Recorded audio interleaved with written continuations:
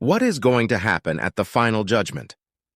The first thing to understand about the final judgment is that it cannot be avoided. Regardless of how we may choose to interpret prophecy on the end times, we are told that it is appointed to men once to die, but after this, the judgment. Hebrews 9:27. We all have a divine appointment with our Creator. The Apostle John recorded some details of the final judgment.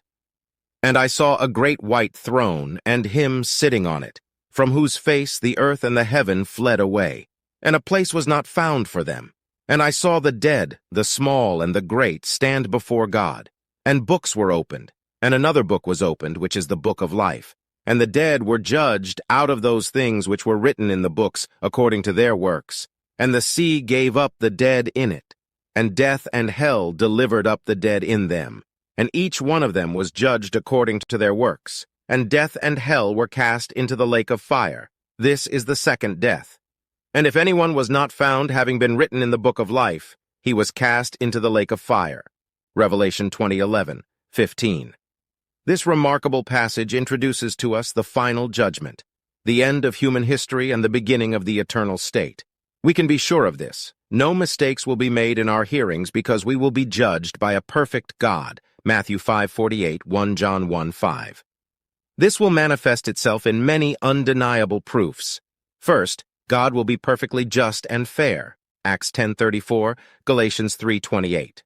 Second, God cannot be deceived. Galatians 6:7. Third, God cannot be swayed by any prejudices, excuses, or lies. Luke 14:16-24. As God the Son, Jesus Christ will be the judge. John 5:22. All unbelievers will be judged by Christ at the great white throne, and they will be punished according to the works they have done. The Bible is very clear that unbelievers are storing up wrath against themselves, Romans 2:5, and that God will give to each person according to what he has done, Romans 2:6. Believers will also be judged at a different judgment called the judgment seat of Christ, Romans 14:10.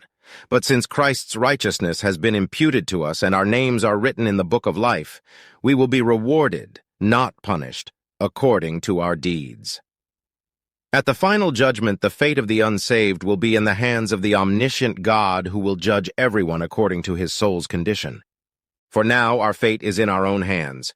The end of our soul's journey will be either in an eternal heaven or in an eternal hell, Matthew 25:46. We must choose where we will be by accepting or rejecting the sacrifice of Christ on our behalf, and we must make that choice before our physical lives on this earth come to an end.